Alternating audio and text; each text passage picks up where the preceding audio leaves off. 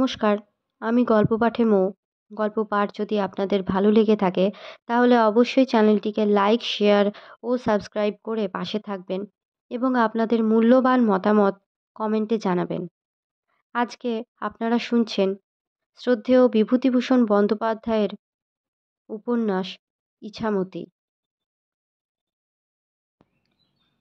তুলসী সকালে উঠে ছেলে মেয়েদের দুটো মুড়ি আর নারকেল নাড়ু খেতে দিলে। ঝি এসে বললে, মা, বড় গোয়াল এখন ঝাড় পরিষ্কার করবো না থাকবে? এখন থাকে। দুধ দোয়া না হলি, গরু বের না হলি গোয়াল পুছে লাভ নেই। আবার যা তাই হবে। ময়না এখানে এসেছে মাস 2 মাস। তার ছোট ছেলেটার বড্ড অসুখ। রামকানাই কবিরাজকে দেখবার জন্যেই ময়না এখানে এসে আছে ছেলেপুলে নিয়ে। ময়নার বিয়ে অবস্থাপন্ন ঘরে দিতে পারেনি লালমোহন। তখন তার অবস্থা ভালো ছিল না, সেজন্যে ময়নাকে প্রায়ই এখানে নিয়ে আসে। দাদার বাড়িতে দুদিন ভালো খাবে পড়বে। তুলসী ভালো মেয়ে বলেই আরও এসব সম্ভব হয়েছে বেশি করে। ময়না বেশি দিন না এলে তুলসী স্বামীকে তাগাদা দেয়। হ্যাঁ গা, হিম হয়ে বসে আছো? ময়না ঠাকুরজি সেই কবে গিয়েছে। মা বাপি না হয় মারা গিয়েছে, তুমি দাদা তো আছো। মাও তো বেশি দিন মারা যাননি। ওকে নিয়ে এসো গিয়ে। ময়নার মা মারা গিয়েছিলেন। তখন নালুর গোলাবাড়ির দোকান ও আড়ত হয়েছে, তবে এমন বড় মহাজন হয়ে ওঠেনি। নালুপালের একটা দুঃখ আছে মনে। মা এসব কিছু দেখে গেলেন না। তুলসী এখানে এলে ময়নাকে আরও বেশি করে যত্ন করে। শাশুড়ির ভাগটাও যেন ওকে দেয়। বরং ময়না খুব ভালো নয়, বেশ একটু ঝগড়াটে। বাল্যকাল থেকেই একটু আদুরে। পান থেকে চুন খসলে তখনই 17 কথা শুনিয়ে দেবে বৌদিকে। কিন্তু তুলসী কখনো বেজার হয় না। অসাধারণ সহ্য গুণ তার। যেমন আজই হলো। হঠাৎ মুড়ি খেতে খেতে তুলসীর মেয়ে হাবি ময়নার ছোট ছেলের গালে এক চড় মারলে। ছেলেতে ছেলেতে ঝগড়া, তাতে ময়নার যাবার দরকার ছিল না। সে গিয়ে বললে, কি রে, কেষ্টকে মারলে কেডা? সবাই বলে দিলে হাবি মেরেছে। মুড়ি নিয়ে কি ঝগড়া বেঁধেছিল দুজনে। ময়না হাবিকে প্রথমে দুরদার করে মারলে, তারপর বকতে শুরু করলে। তোর বড্ড বার হয়েছে, আমার রোগা ছেলেটার গায়ে হাত তুলিস? ওর শরীরে আছে কি? ও মরে গেলে তোমাদের হাড় জুড়োই। ওতে মায়েরও আশকারা আছে কি না, নইলে এমন হতে পারে? তুলসী শুনে বাইরে এসে বললে, হ্যাঁ ঠাকুরজি, আমার এতে কি আশকারা আছে? বলি আমি বলবো তোমার ছেলেকে মারতি কেন? সে কি আমার পর? ময়না ইতরের মতো ঝগড়া শুরু করে দিলে। শেষকালে রোগা ছেলেটাকে ঠাস ঠাস করে গোটা কতক চড় বসিয়ে বললে, মর না তুই আপদ। তোর জন্যই তো দাদার পয়সা খরচ হচ্ছে বলে ওদের এত রাগ। মরে যা না। তুলসী অবাক হয়ে গেল ময়নার কাণ্ড দেখে। সে দৌড়ে গিয়ে ছেলেটাকে কোলে তুলে নিয়ে বললে, খেপলে না পাগল হলে? কেন মেরে মরছিস রোগা ছেলেটাকে অমন করে? আহা, বাছার পিঠটা লাল হয়ে গিয়েছে। ময়নাও সুর চড়িয়ে বলতে লাগলো, গিয়েছে যাক, আর অত দরদ দেখাতে হবে না। বলে মারছে যার দরদ তারে বলে ডান। দাও তুমি ওকে নামিয়ে। তুলসী বললে, না, দেব না। আমার চোখের সামনে রোগা ছেলেটারে তুমি কখনো গায়ে হাত দিতে পারবা না। ছেলেটাকে কোলে করে তুলসী নিজের ঘরে ঢুকে খিল দিল। বেশি বেলায় লালমোহন পাল আড়ত থেকে বাড়ি ফিরে দেখলে তুলসী রান্না করছে। ছেলেপুলেদের ভাত দেয়া হয়েছে। দাদাকে দেখে ময়না পা জড়িয়ে কাঁদতে বসল। তাকে পাঠিয়ে দেয়া হোক শ্বশুর বাড়ি। বাপের বাড়ির স্বাদ তার খুব পুড়েছে। যেদিন মা মরে গিয়েছে সেই দিনই বাপের বাড়ির দরজার খিল পড়ে গিয়েছে তার, ইত্যাদি। লালমোহন বললে, হ্যাঁ গা, আবার আজ কি বাঁধালে তোমরা? খেটে খুটে আসবো সারাটা দিন ভূতের মতো, বাড়িতে এসে একটু শান্তি নেই। তুলসী কোনো কথা বললে না, কারো কোনো কথার জবাব দিলে না। স্বামীর তেল গামছা এনে দিলে। ঝিকে দিয়ে জল চৌকি পাতিয়ে 2 ঘড়া নাইবার জল দিয়ে বললে, স্নান করে দুটো খেয়ে নাও দেখি। না, আগে বলো, তবে খাবো। তুমিও কি অবুঝ হলে গা? আমি তবে কার মুখের দিকে তাকাবো? খেয়ে নাও বলছি। সব শুনে লালমোহন রেগে বললে, অত অশান্তি সহ্য হয় না। আজ দুটোরে 2 জায়গায় করি, যখন বলে না তোমাদের তখন। তুলসী সত্যি ধৈর্যশীলা মেয়ে, বোবার শত্রু নেই, সে চুপ করেই রইল। ময়না কিছুতেই খাবে না। অনেক খোসামত করে হাত জোর করে তাকে খেতে বসালে। তাকে খাইয়ে তবে তৃতীয় প্রহরের সময়ে নিজে খেতে বসল। সন্ধ্যার আগে ও পাড়ার যতীনের বোন নন্দরানী এসে বললে, ও বৌদি, একটা কথা বলতে এসেছিলাম, যদি শোনো তো বলি।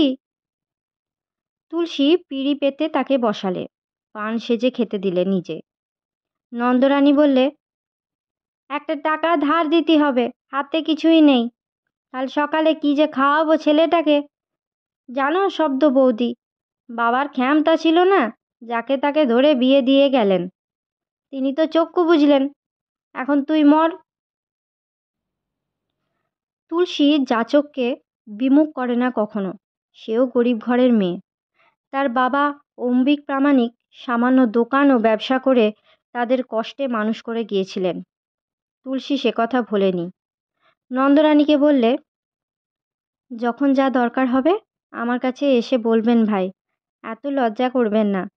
পর না ভেবে এসেছেন যে, মনটা খুশি হলো বড্ড। আর একটা পান খান, দোক্তা চলবে না? স্বর্ণদিদি ভালো আছেন? নন্দরানী টাকা নিয়ে খুশি মনে বাড়ি চলে গেল সেদিন সন্ধ্যের আগেই। ঝিকে তুলসী বললে, ষষ্ঠীতলা পর্যন্ত এগিয়ে দিয়ে আয় দিদিকে। তিলু ও নীলু তেঁতুল কুড়ছিল বসে বসে। চৈত্র মাসের অপরাহ্ন।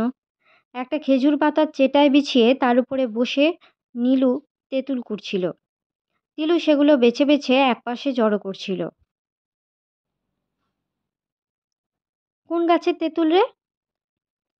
তা জানি না দিদি, গোপাল মুচির ছেলে বংটা পেরে দিয়ে গেল। গাঙের ধারের? সে তো খুব মিষ্টি, খেয়ে দেখ না। তিলু একখানা তেঁতুল মুখে ফেলে দিয়ে বললে, বাহ, কি মিষ্টি, গাঙের ধারের ওই বড় গাছটার। তাড়াতাড়ি নে দিদি, খোকা পাঠশালা থেকে এলো বলে, এলেই মুখে পুড়বে। হ্যাঁ রে, বিলুর কথা মনে পড়ে। 3 জনে বসে তেঁতুল কুড়তাম এরকম, মনে পড়ে। হুম, খুব। 2 বোনই চুপ করে রইল। অনেক কথাই মনে পড়ে। এই তো কয়েক বছর হলো বিলু মারা গিয়েছে। মনে হচ্ছে কত দিন, কত যুগ। এইসব চৈত্র মাসের দুপুরে বাঁশবনের পত্র মর্মরে পাপিয়ার উদাস ডাকে যেন পুরাতন স্মৃতি ভিড় করে আসে মনের মধ্যে। বাপের মতো দাদা, মা, বাবা মারা যাওয়ার পরে যে দাদা, সে বৌদিদি বাবা মায়ের মতো তাদেরই মানুষ করেছিল, তাদের কথাও মনে পড়ে। পাশের বাড়ির শরৎ বাড়ুজ্যের বউ হেমলতা পান চিবুতে চিবুতে এসে বললে, কি হচ্ছে বৌদিদি, তেঁতুল কুড়ছ? তিলু বললে, এ আর কখানা তেঁতুল, এখনো 2 ঝুড়ি ঘরে রয়েছে। তালপাতার চাটাইখানা টেনে বসো। বসবো না, জানতে এলাম আজ কি ত্রিয়োদশী, বেগুন খেতে আছে? খুব আছে, দ্বাদশী পুরো, রাত 2 প্রহরে ছাড়বে, তোমার দাদা বলছিলেন। ও, দাদা বাড়ি? না, কোথায় বেরিয়েছেন। দাদা কেমন আছেন? ভালো আছেন, বুড়ো মানুষের আর ভালো মন্দ, কাশি আর জ্বরটা ছেড়েছে। টুলু কোথায়? এখনো পাঠশালা থেকে ফেরেনি বৌদি। অনেক তেঁতুল কুড়ছিস তোরা। আমাদের এবছর 2টো গাছের তেঁতুল পেরে ন দেবা ন ধর্মা। মুড়ি মুড়ি পাকা তেঁতুলের মধ্যে 2টো কোটা তেঁতুল দিচ্ছে এই শ্রাবণ মাসের অম্বলটা খাবার জন্যে। খয়রা মাছ দিয়ে অম্বল খেতে তোমার দাদা বড্ড ভালোবাসেন। বেলা পড়ে এসেছে। কোকিল ডাকছে বাঁশঝাড়ের মগডালে। কোথা থেকে শুকনো কুলের আচারের গন্ধ আসছে। কামরাঙা গাছের তলায় নলে নাপিতদের দুটো হেলে গরু চড়ে বেড়াচ্ছে। ওপাড়া সতে চৌধুরীর পুত্রবধূ বিরাজমোহিনী গামছা নিয়ে নদীতে গা ধুতে গেল সামনের রাস্তা দিয়ে। নীলু ডেকে বললে, ও বিরাজ, বিরাজ। বিরাজমোহিনী নথ বাঁ হাতে ধরে ওদের দিকে মুখ ফিরিয়ে বললে, কি? দাঁড়া ভাই। যাবে ছর্দি? যাব। বিরাজের বাপের বাড়ির নদে শান্তিপুরের কাছে বাঘাঁচড়া গ্রামে। সুতরাং তার বুলি যশোর জেলার মতো নয়। সেটা সে খুব ভালো করে জাহির করতে চায় এ অজ বাংলাদেশের ঝি বউদের কাছে। ওর সঙ্গে তিলু নীলু দুই বোনই গেল ঘরে শেকল তুলে দিয়ে। এ পাড়ায় ইচ্ছামতিতে মাত্র দুটি নাইবার ঘাট। একটার নাম রায়পাড়ার ঘাট আর একটার নাম সাহেবের ঘাট। কিছু দূরে বাঁকের মুখে বন শিমতলার ঘাট। পাড়া থেকে দূরে বলে বন শিমতলার ঘাটে মেয়েরা আদৌ আসে না। যদিও সবগুলো ঘাটের চেয়ে তীরতরু শ্রেণী এখানে বেশি নিবিড়। ধরার অরুণোদয় এখানে অবাচ্য সৌন্দর্য ও মহিমায় ভরা। বনবিহঙ্গ কাকলি এখানে সুস্বরা। কত ধরনের যে বনফুল ফোটে ঋতুতে ঋতুতে এর তীরের বনে বনে ঝোপে ঝোপে। চারা গাছের তলায় কি ছায়াভরা কুঞ্জবিতান। 50-60 বছরের মোড়া চারা গাছ এখানে খুঁজলে দু চারটে মিলে যায়। তিলু বললে, চল না বন শিমতলার ঘাটে নাইতে যাই। বিরাজ বললে, এই অবেলায়? কদ্দূর আর? যেতুম ভাই, কিন্তু শাশুড়ি বাড়ি নেই। দুটি ডাল ভেঙে উঠোনে রোদে দিয়ে গেছেন, তুলে আসতে ভুলে গেলুম আসবার সময়। গরু বাছরে খেয়ে ফেললে আমাকে বুঝি আস্ত রাখবেন ভেবেছ? নীলু বললে, ওসব কিচ্ছু শুনছি নে, যেতেই হবে বন শিমতলার ঘাটে, চলো। বিরাজ হেসে সুন্দর চোখ দুটি তেরচা করে কটাক্ষ হেনে বললে, কেন, কোনো নাগর সেখানে ওত পেতে আছে বুঝি? তিলু বললে, আমাদের বুড়ো বয়সে আর নাগর কি থাকবে ভাই? ওসব তোদের কাঁচা বয়সের কাণ্ড। একটা ছেড়ে ঘাটে ঘাটে তোদের নাগর থাকতে পারে। ইস, এখনো ওই বয়সে রূপ দেখলে অনেক যুবর মুন্ডু ঘুরে যাবে, এ কথা বলতে পারি দিদি। চলো চলো, দেখি কোন ঘাটে নিয়ে যাবে, নাগরের চক্ষু ছানা বড়া করে দিয়ে আসি। কিন্তু শেষ পর্যন্ত রায়পাড়ার ঘাটেই ওদের যেতে হলো। পথে নামবার পরে অনেক বউ ঝি ওদের ধরে নিয়ে গেল। ঘাটে অনেক ঝি বউ হাসি ঢেউ উঠছে। গরম দিনের শেষে ঠান্ডা নদীর জলের আমেজ লেগেছে সকলের গায়ে। জলকেলি শেষ করে সুন্দরী বধূ কন্যার দল কেউ ডাঙায় উঠতে চায় না। সীতানাথ রায়ের পুত্রবধূ হিমি ডেকে বললে, ও বর্দি, দেখিনি যে কদিন। তিলু বললে, এ ঘাটে আর আসিনে। কেন, কোন ঘাটে জানতে হবে? বিরাজ বললে, তোরা খবর দিস তোদের লুকোনো নাগরালির। ও কেন বলবে ওর নিজের? আমি তো বলতুম না। হিমি বললে, বড়দিদির বয়সটা আমার মার বয়সী, ও কথা আর ওকে বলো না। তোমার মুখ সুন্দর, বয়স কচি, ওসব তোমাদের কাজ, ওতে কি? এতে ভাই খোল, গাটায় ময়লা হয়েছে, খার খোল মাখবো বলে নিয়ে এলুম, মাখবি? না, তুমি সুন্দরী, তুমি ওসব মাখো। সবাই খিলখিল করে হেসে উঠল। এতগুলি তরুণীর হাসির লহরে কথাবার্তার ঝিলিকে স্নানের ঘাট মুখর হয়ে উঠেছে। আর কিছু পরে সপ্তমীর চাঁদ উঠবে ঘাটের ওপরকার শিরীষ আর কুঁয়ো গাছের মাথায়। পটপটি গাছের ফুল ঝরে পড়েছে জলের উপরে। বিরাজের মনে কেমন একটা অদ্ভুত আনন্দের ভাব এলো, যেন এ সংসারে দুঃখ নেই, কষ্ট নেই। তার রূপের প্রশংসা সব স্থানে শোনা যাবে। বড় পিঁড়িখানি এও স্ত্রী সমাজে তার জন্যেই পাতা থাকবে সর্বত্র। ফেনি বাতাসার থালা তার দিকে এগিয়ে ধরবে সবাই চিরকাল। কোনো কুয়াশা ছড়া পাখি ডাকা ভোরে শাঁখ বাজিয়ে ডালা সাজিয়ে জল সইতে বেরুবে তার খোকার অন্নপ্রাশনে কি পৈতেতে।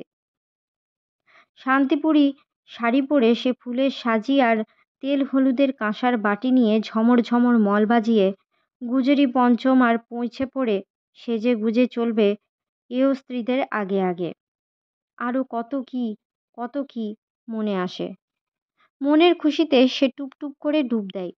একবার ডুব দিয়ে উঠে সে যেন সামনের চরের প্রান্তে উদার আকাশের কোণে দেখতে পেলে তার মায়ের হাসি মুখ। আর একবার দেখলে বিয়ের ফুলশয্যার রাতে ছোবা খেলা করতে করতে উনি আর চোখে তার দিকে চেয়েছিলেন, সেই সলজ্জ সসংকোচ হাসি মুখখানা। জীবনে শুধু সুখ, শুধু আনন্দ, শুধু খাওয়া দাওয়া, জলকেলি, হাসি খুশি, কদম্বকেলি, তাস নিয়ে বিন্তি খেলার ধুম। হি কি মজা। হ্যাঁ রে, ও কি ও বিরাজ দিদি, অবেলায় তুই জলে ডুব দিচ্ছিস কি মনে করে? অবাক হয়ে হিমি বললে কথাটা। নীলু বললে, তাই তো। দেখো বড়দিদি, কাণ্ড। হ্যাঁ রে, চুল ভিজুলি যে, ওই চুলটার রাস শুকুবে, কি আক্কেল তোর। বিরাজের গ্রাহ্য নেই ওদের কথার দিকে। সে নিজের ভাবে নিজে বিভোরা। বললে, এই একটা গান গাইব, শুনবি? মনের বাসনা তোরে সবিশেষ শোনেরে বলি। হিমি বললে, ওরে চুপ, কে যেন আসছে, ভারী কি দলের কেউ। নিস্তারিণী গুল দিয়ে দাঁত মাজতে মাজতে ঘাটের ওপরে এসে হাজির হলো। সবাই একসঙ্গে তাকে দেখলে তাকিয়ে, কিন্তু কেউ কথা বললে না। এ গায়ের ঝি বউদের অনেকেই ওর সঙ্গে কথা বলে না। ওর সম্বন্ধে নানা রকম কথা রটনা আছে পাড়ায় পাড়ায়। কেউ কিছু দেখেনি, বলতে পারে না, তবুও ওর পাড়ার রাস্তা দিয়ে একা একা বেরুনো, যার তার সঙ্গে কথা বলা, এসব নিয়ে ঘরে ঘরে কথা হচ্ছে। এইসব জন্যেই কেউ ওর সঙ্গে হঠাৎ কথা বলতে চায় না সাহস করে, পাছে ওর সঙ্গে কথা কইলে কেউ খারাপ বলে। তিলু ও নীলুর 7 খুন মাপ এ গায়ে। তিলু কোনো কিছু মেনে চলার মতো মেয়েও নয়, সবাই জানে। কিন্তু মজাও এই, তার বা তাদের কবনের নামে কখনো এ গায়ে কিছু রটেনি। কেন, তার কারণ বলা শক্ত। তিলু মমতা ভরা চোখের দৃষ্টি নিস্তারিণীর দিকে তুলে বললে, আয় ভাই আয়। এত অবেলা? নিস্তারিণী ঘাট ভরা বউঝিদের দিকে একবার তাচ্ছিল্য ভরা চোখে চেয়ে দেখে নিয়ে অনেকটা যেন আপন মনে বললে, তেঁতুল কুড়তে কুড়তে বেলাটা টের পায়নি। ও মা, আমরাও আজ তেঁতুল কুড়ছিলাম রে, নীলু আর আমি। আমাদের উপরে রাগ হয়েছে নাকি?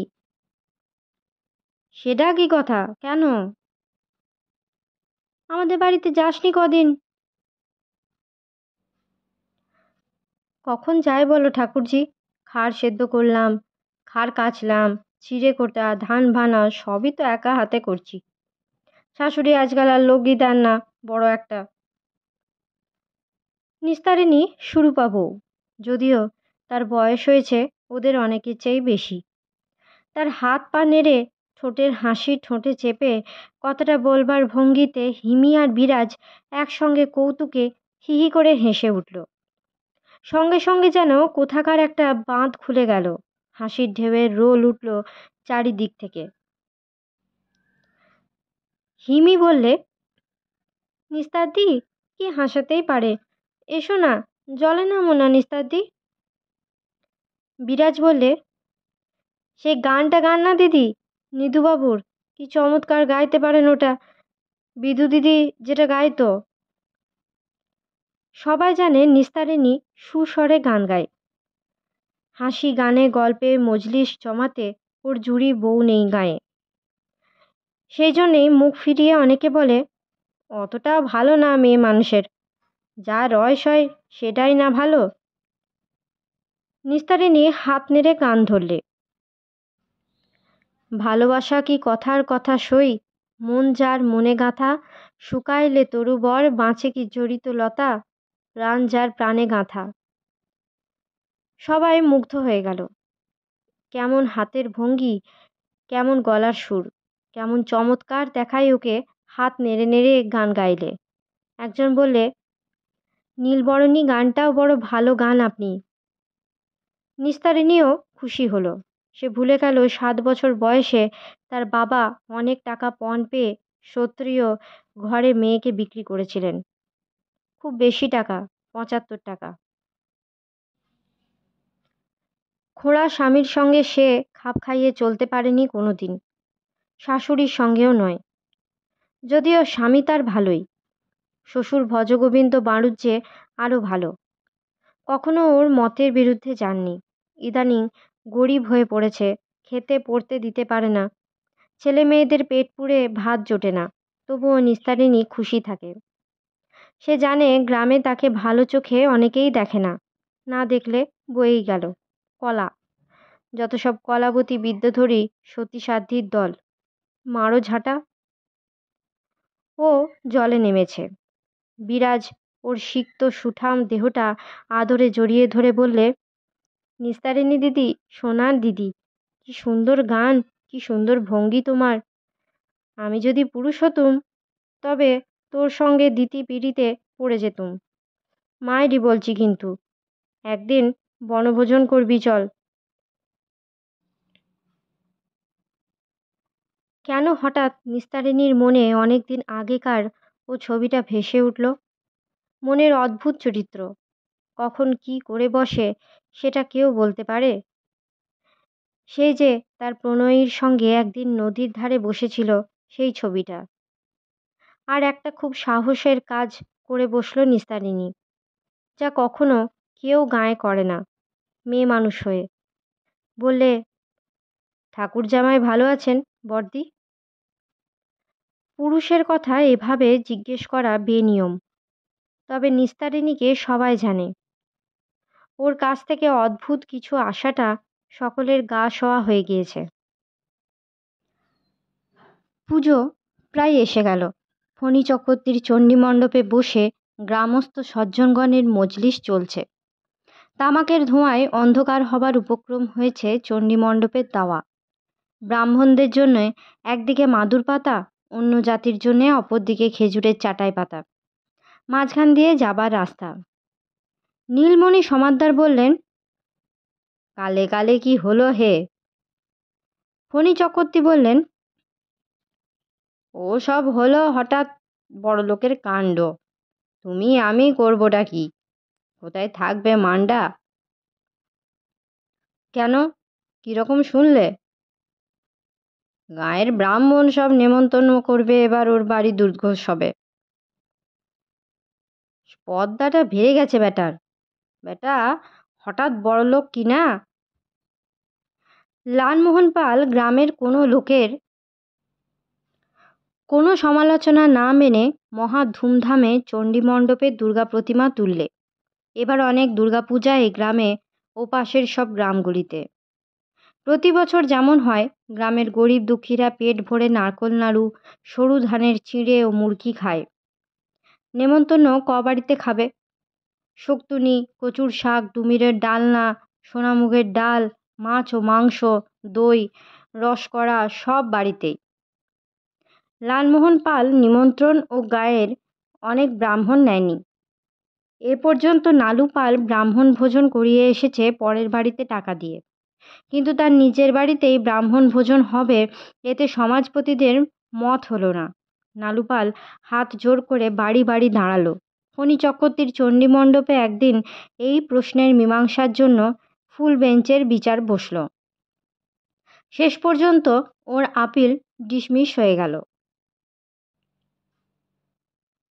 তুলসী এলো ষষ্ঠীর দিন তিলু নীলুর কাছে। কস্তা পেরে শাড়ি পরনে, গলায় সোনার মুরকি বাঁধুলি, হাতে যশম।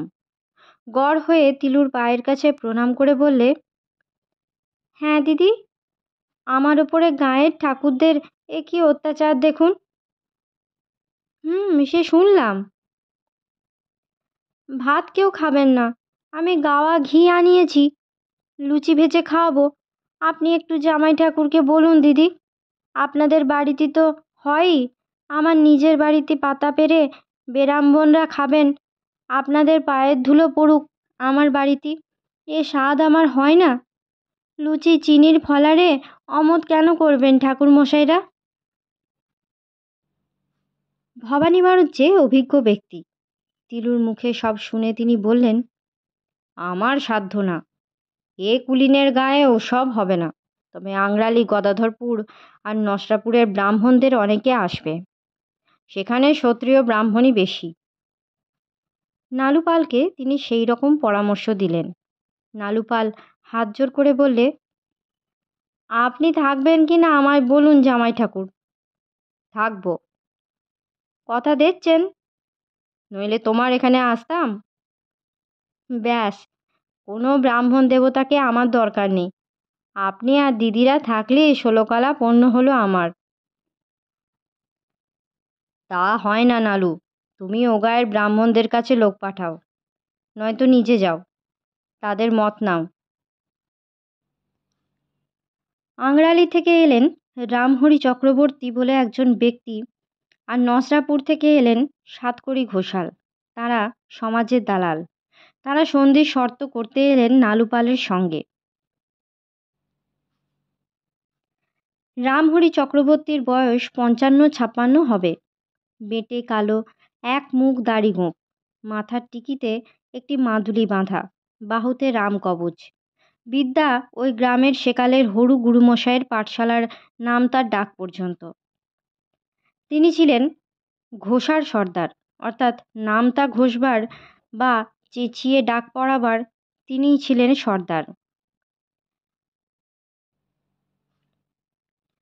রামহরি সব শুনে বললেন, এই সাতকড়ি ভাইও আছে। পালমশাই, আপনি ধনী লোক, আমরা সব জানি, কিন্তু আপনার বাড়িতে পাতা পাড়িয়ে ব্রাহ্মণ খাওয়ানো, এ কখনো এদেশে হয়নি। তবে তা আমরা দুজনে করিয়ে দেব। কি বলো হে সাতকড়ি?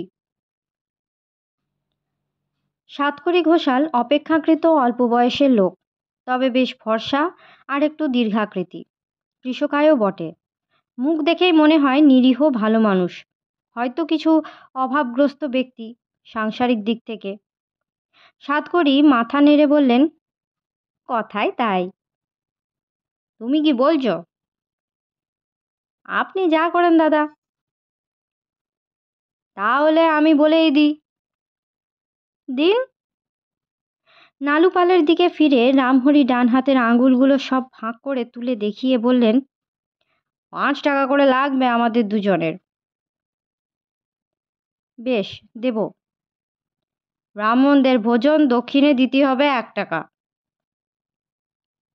ওইটা কমিয়ে 8 আনা করতে হবে। আর 1 মালসা ছাঁদা দিতে হবে, লুচি, চিনি, নারকোল নাড়ু খাওয়ার আগে। তাও দেব, কিন্তু দক্ষিণেটা 8 আনা করুন। আমাদের 5 টাকা করে দিতে হবে খাওয়ার আগে, কিন্তু এর কম হবে না। বেশ, তাই দেব। তবে কমসে কম 100 ব্রাহ্মণ এনে হাজির করতে হবে, তার কম হলে আপনাদের মান রাখতে পারবো না। রামহরি চক্রবর্তী মাথার মাদুলি শুদ্ধ টিকিটা দুলিয়ে বললে, আলবৎ এনে দেব। আমার নিজের বাড়িতেই তো ভাগ্নে, ভাগ্নি জামাই, 3 খুড়তুতো ভাই, আমার নিজের 4 ছেলে, 2 ছোট মেয়ে, তারা সবাই আসবে। সাতকড়ি ভাইয়েরও 70-এর মুখি ছাই দিয়ে 5টি, তারাও আসবে। 100-র অর্ধেক তো এইখানেই হয়ে গেল, গেল কি না? ক্ষমতা আছে রামহরি চক্রবর্তীর। ব্রাহ্মণ ভোজনের দিন দলে দলে ব্রাহ্মণ আসতে লাগলো, ছোট ছোট ছেলে মেয়ের হাত ধরে। বড় উঠোনে শামিয়ানার তলায় সকলের জায়গা ধরল না। দিয়তাং ভুজ্যতাং ব্যাপার চলল। গাওয়া ঘিয়ে ভাজা লুচি আর চিনি এক এক ব্রাহ্মণের যা টানলে দেখবার মতো হলো দৃশ্যটা। কখনো এ অঞ্চলে এত বৃহৎ ও এত উচ্চ শ্রেণীর ভোজ কেউ দেয়নি। যে যত পারে পেট ভরে গরম লুচি, মালপোয়া, চিনি ও নারকলের রসকরা দেওয়া হলো। তার সঙ্গে ছিল বৈকুণ্ঠপুরের সোনা গোয়ালিনীর উৎকৃষ্ট শুকো দই, এদেশের মধ্যে নামডাকি জিনিস। ব্রাহ্মণেরা ধন্য ধন্য করতে লাগলো খেতে খেতেই। কে একজন বৃদ্ধ ব্রাহ্মণ বললে, বাবা নালু, পড়াই ছিল কুলীন কুলো সর্বস্ব নাটকে। ঘিয়ে ভাজা তপ্ত লুচি, দু চারি আদার কুচি, কচুরি তাহাতে খান দুই। খাইনি কখনো, কে খাওয়াচ্ছে এ গরিব অঞ্চলে? তা আজ বাবা তোমার বাড়ি এসে খেয়ে। সকলে সমস্বরে বলে উঠল, যা বললেন দাদামশাই, যা বললেন। দক্ষিণা নিয়ে ও ছাঁদার মালসা নিয়ে ব্রাহ্মণের দল চলে গেলে দালাল রামহরি চক্রবর্তী নালুপালের সামনে এসে বললেন, কেমন পালমশাই, কি বলেছিলাম আপনারে, ভাত চড়ালি কাকের অভাব? নালুপাল সংকুচিত হয়ে হাত জোর করে বললে, ছি ছি, ও কথা বলবেন না, ওতে আমার অপরাধ হয়। আমার কত বড় ভাগ্যি আজকে যে আজ আমার বাড়ি আপনাদের পায়ের ধুলো পড়ল। আপনাদের দালালি নিয়ে যান, ক্ষমতা আছে আপনাদের। কিচ্ছু ক্ষমতা নেই, এ ক্ষমতার কথা না পালমশাই, সত্যি কথা আর হক কথা ছাড়া রামহরি বলে না। তেমন বাপে জন্ম দেয়নি। লুচি চিনির ফলার এ অঞ্চলে কদিন কজনে খাইয়েছে শুনি? ওই নাম শুনে সবাই ছুটে এসেছে। এ গাঁয়ের কেউ বুঝি আসেনি, তা আসবে না। এদের পায়া ভারী অনেক কিনা। আগে একজন এসেছেন, ভবানী বাড়ুজ্যে মশাই। রামহরি আশ্চর্য হয়ে বললেন, কী রকম কথা? দেওয়ানজির জামাই? আগে তিনি। আমার সঙ্গে একবার আলাপ করিয়ে দেন না পালমশাই।